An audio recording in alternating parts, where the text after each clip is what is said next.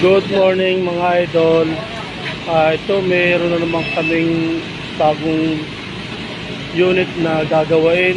Ito po yung fiber. Ito po yung ginagamit sa pag-asphalt. Ang operator po nito yung Pilipino na sa taas.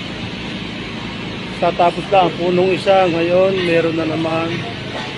Mga idol, itong content na ito ay ginagawa ko lang to para gusto ko rin maka-inspire ng mga kababayan ko na nais gustong mag-abroad, magpunta sa ibang bansa.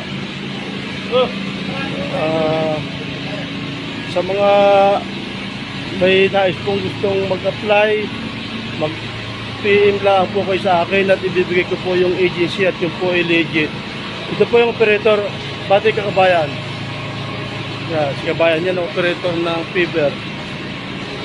Sa mga gusto pong mag-abroad, mag-PM lang po kayo sa akin at ibibigay ko po yung agency at legit.